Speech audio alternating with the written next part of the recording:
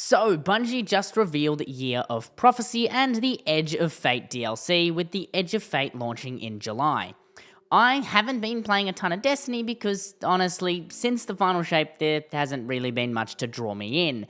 This channel's last video was posted back pre-final shape during the Into the Light mini event, and that was a year ago. So let's talk about Destiny 2 in 2025, and where I think this new style of content delivery is going to take the game. Firstly, I have been posting on other channels. I haven't completely vanished. I'll leave that in the cards. There's actually a few Destiny videos over there. But let's take a look at the Year of Prophecy and the Edge of Fate reveal. I think this was absolutely one of the better reveals that we've had. Moving away from the seasonal content is definitely the right decision. The current seasonal story content is just a drag.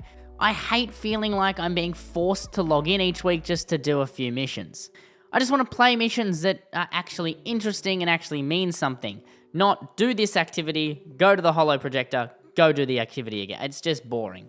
Now that seasonal content is going to be free for all players, and I'll talk about that at the end, it's less making activities that just disappear at the end of the year or become obsolete at the end of the season because there's so many seasons in a year. I think this is going to be great for player retention, and just there'll be more things to do during the year.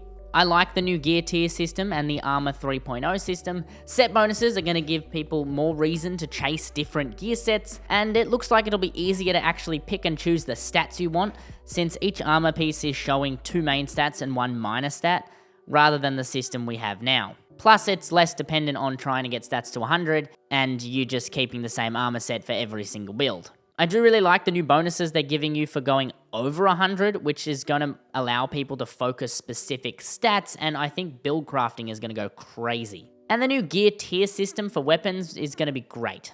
Both new players will be able to understand which guns are better, and veteran players will not have to infuse their guns every single time they go up a little bit of a level. I really hate the pinnacle grind at the moment. Bungie's also announced a new portal, which I'm essentially going to call a main menu.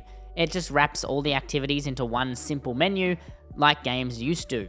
So players can actually see the activities they have access to and what activity is good for solo, fire teams, PvP. It's just, I forget where nodes are. There's so many activities, I honestly couldn't tell you where Warlord's Ruin is started from. I know it's Earth. I don't know where on Earth. Not a clue. I just think this is going to be great for both normal players and returning players and new players. It's going to be great for all players.